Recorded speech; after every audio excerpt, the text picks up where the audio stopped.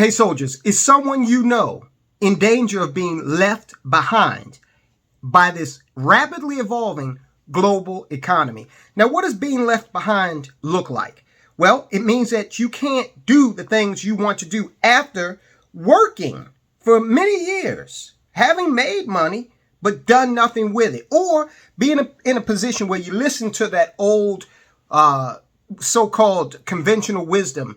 You fit into the old paradigm, and your money sat there for decades and didn't compete with inflation. Okay. Now look, poverty in the second quarter of the 21st century is going to look a lot different than it has ever looked in the modern era of the United States of America. Now, how's it going to look? Well, for one thing, I know people who have worked. Okay, they never really thought outside of the box in terms of getting their money working for them, though. But they worked, and now they're living in places where they would otherwise not care to live. Their income generating years, the best of those years, are done and over with, and these people are not able to go the places that they want to go, or eat the things that they want to eat, or do the things they want to do for their loved ones. So this is how that, and some other things that we'll get into in a moment, is how poverty is going to look. And many people are going to be trapped in this situation because they refuse to take action right now. We're going to talk about those actions and what you can do right now. Because a lot of people are just sitting around like, this is fine. I'm okay with the events that are unfolding currently. That's okay. Things are going to be okay. I've had people say to me, Social Security's out there and I'm going to collect Social Security. Well, good luck to you. Because the biggest retirement trust fund in the world, which helps pay benefits to tens of millions of Americans every month, is going to run out of money in 12 years. Now, when I say 12 years, you have to figure out, when are you supposed to be getting this money? Also, don't forget that Social Security, even if it is still solvent, you need to look into your personal situation, and you can contact Social Security and they give you some sort of readout on what you can expect to receive. And guess what? It ain't much. Say what? Okay, it's definitely not going to be the type of money to help you maintain the lifestyle you're probably living right now. And here's another thing. You know how we're always talking about, we did a video on this, but we're always talking about how there's a difference between the inflation rate that we are made aware of today and the true inflation rate as it was calculated years ago, decades ago. We did a video, I'm going to link to it later, but we did a video that shows you kind of the shell game that the Fed and the government is playing when they talk about today's inflation rate. And another thing you have to keep in mind, certain cost of living increases for government benefits like Social Security are directly connected to the CPI or the inflation number. So if they have to report a much higher number, because inflation as it was previously calculated is at 17%, but what's being reported under the new calculation is 9%, 9.1%. So if the government had to go with that higher degree of inflation, then those benefits that are linked to that metric would also have to increase. And Social Security is insolvent as it is. So they certainly could not afford to do that. So people are going to be stuck in this mode where they're not even going to be able to think about generational wealth, okay, and advantaging the next generation of their family, or being able to positively impact the world in some way by leaving resources to an organization. People are going to be stuck in strict survival mode. Can I afford food? Can I afford medication? One of the contracts that that the business has had is with a healthcare provider. And I tell you, it is such a tragedy to see people who have worked for 30 years not be able to afford serious medication that is going to help them improve the quality of, and in some cases even sustain their life.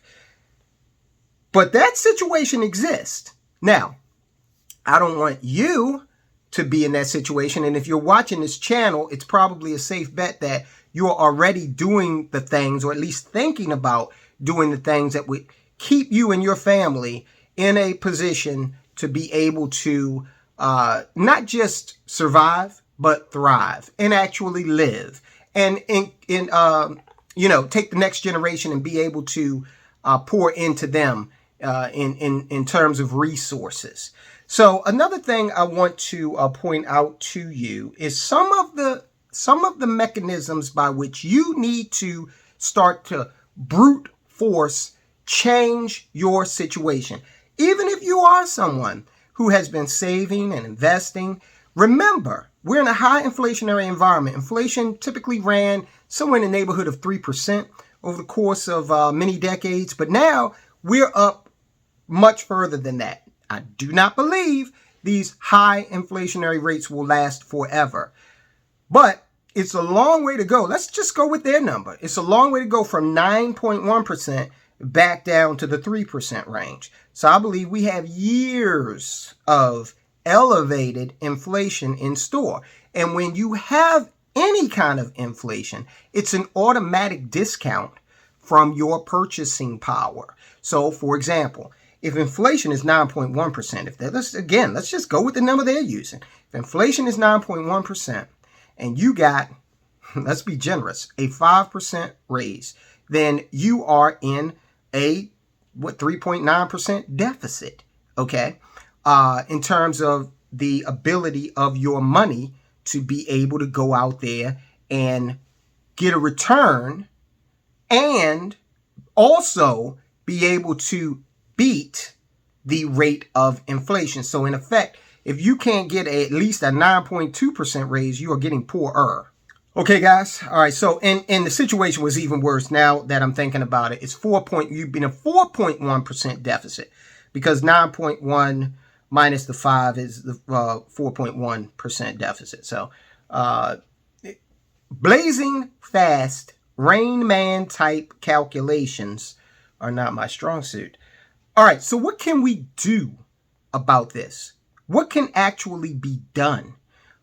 Let's first get into consumption habits. Now, I'm going to start with me. While I've never been a materialistic guy, I've never been a materialistic guy. And you can probably tell that because unless I have a meeting with a client or partner, I typically wear the same 5 t-shirts because I am working on our property, I am researching financial data, and I don't need to wear a 3-piece suit to do that. But I do need to, convey professionalism and respectability to the clients and in appreciation for their trust. Okay. But here around the property, yes, I am not a materialistic guy. I work outside a lot, and I have 2 pairs of Dickies, khakis, and 1 pair of Carhartt. They're kind of really heavy gauge pants. Okay. All right. Now, I am a fashion plate. Okay. When I want to get dressed, I have been told that I'm a very good dresser. I own tuxedos because when it is time to get dressed, I get dressed. What point am I making? A lot of the clothes I have, I've owned for years because I don't play the fashion game. So something comes in this year and 3-button suit and then it's out the next year. No, my philosophy with clothing is I could have gotten married in it. I could have gone to someone's wedding in it, and I can be buried in it and look extremely presentable in all 3 cases. Now, the point I'm making here is when it comes to these superfluous items that really are, at the end of the day, most of them are not assets, they're liabilities. If you have to buy suits and look professional for whatever it is you do, that's an asset. But if you're out there buying red bottom shoes because you believe that this will impress someone, or if you're out there buying, a very expensive hot car because you believe that it will impress someone, well, I'm here to tell you that it's 2022 and it's time out for that type of programming. Okay, because you have been programmed. Go back. We've done videos on Edward Bernays, the father of marketing, and he mixed it with psychology. You have definitely been programmed. That was necessary in order to have the type of economy we have. We have a consumer-driven economy. So companies need to convince you that your life will be improved if you buy their product. So let's take Lincoln, for example. I use this example a lot. The car company, Lincoln. If you go out there and buy a Lincoln, well, the commercial conveys that you're going to be living the life of Matthew McConaughey. And he looks like he's living a pretty interesting, fun-filled, exciting life. All you got to do is buy this Lincoln. Now, the reality of it is when you're in your Lincoln, you're going to be stuck on the Beltway in the hottest day of the year in wall-to-wall parking lot traffic because a cop is giving someone a ticket and everybody's slowing down. That's going to be your life. Your life is going to be you come back to your car after, paying a bill and you've got a parking ticket because the meter is 5 minutes expired. That's your life. So we've got to get out of this mode of thinking that we've been inculcated into by consumerism, okay, by this constant drumbeat of buy this, buy that, your life will be better. I have Hulu and I watch The Orville, which is a great sci-fi / comedy series. And on Hulu, I have Hulu with the ads because I can take a break and go get me something to drink, ads playing, and this is the cheap way to have this service, okay? But one of the ads is a Google ad. It's a recent ad. In this ad, there are all these young people at parties, and then they say, Google, what song is this? And Google will start playing the song, and then they'll say, turn on the dancing lights, Google. Now ask yourself, how many times are you going to be in that situation? But the way they paint it gives you the impression that this thing is going to make you a more exciting person, okay? So we've got to, just dispense with that sort of thinking. That's the first thing. I know I've gone on for a long time with that point, but it was necessary. Consumerism, conspicuous consumerism, is the enemy of your voyage to financial independence. Now, so brute force it. Reject the urge to go out there and, have these little retail moments where you get this dopamine hit because you purchased the latest thing, okay? You need to say within your mind, is this going to improve my financial situation? Because if there's anyone out there you're trying to impress by wearing a specific item of clothing with a specific brand name, or driving a specific vehicle, or living in a specific area, or having a specific watch, if there's anybody out there that you're trying to impress with that, they're not worth impressing to begin with, okay? I've told you once before, I drive a Volvo wagon. What kind of black man drives a Volvo? A black man that appreciates safety. Okay, another way to help you brute force that is this trend called cash stuffing, okay? This is a technique, it's very simple. When you get paid, you split up your necessities into various envelopes. So, for example, let's say you get paid $500 a week, just a round number. You take every week. So you take $100, you put it in a grocery envelope. You take another 100, you put it in a gas and electric envelope. You take another 100 and put it in insurance and car payment envelope. This is simplified. And then you pay strictly from that. You don't allow any superfluous spending. And because you're putting cash in the envelope, you will be less likely to actually want to get crazy with that. People don't feel it as much when they run the card, but cash, you can see and feel that depleting. Now, one of those envelopes needs to be marked you. You need to pay yourself first. Now, of course, if you're in a W-2 situation, the IRS and your local tax authority gets paid first. But you definitely need to be at least second. You need to start putting money away for yourself, okay? And if you don't have any money put away for yourself, you can start putting it in a savings account at a bank. And although you're not going to get a lot, that's a start. Now, we have plenty of videos on why you should not have a whole bunch of money in a bank savings account. And there are other avenues, other places where you can keep that money where it is accessible, where it grows at a faster clip than a savings account, and where it also gets tax advantages. And one of those places is an insurance policy. Okay? So there are no end all to be all solutions. Your financial situation is going to look like a toolbox. There aren't just hammers or wrenches in a toolbox. There are hammers, wrenches, screwdrivers, all kinds of different tools to help you get the job done. The same is true with your financial situation. Now, of all people, I'm going to give her credit where credit is due. I'm certainly not going to deprive this woman of her credit. Elizabeth Warren, the nutball, beer-swilling senator from, I forget what state she's from. Anyway, she came up with an idea, and she's a multi-millionaire, so let's take a look at it. Her idea is called the 50-20-30 budget rule. And basically, this simple plan is to divide up your after-tax income and allocate it to spend 50% on needs, 30% on wants, and 20% on savings. Now, I'm going to tweak this a little bit. I'm going to say that you should flip this a little. And you should put 30% away for you, for your savings and investments. And then 20% on wants. And the reason why I'm saying that is because it's still your money. Okay? It's not like you're paying yourself. It's still your money. We've got to get into that mindset where, hey, it's still my money. A lot of people want to see their money in a car that is depreciating with each passing moment of your life. And you're still making payments on it. No, you need to flip that.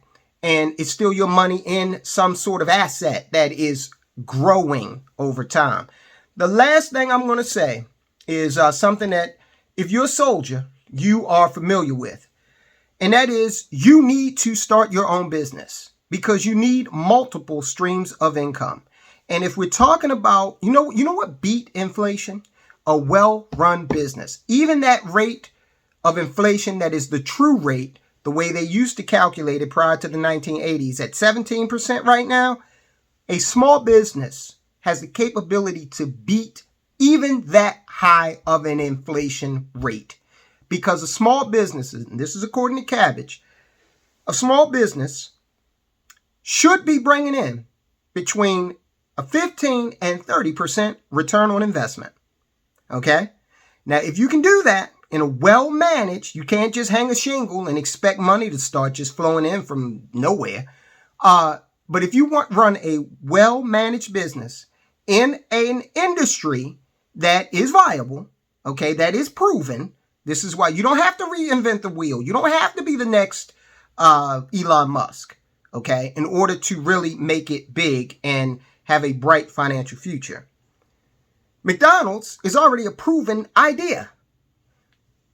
Real estate is already a proven idea. So you want to compress the time.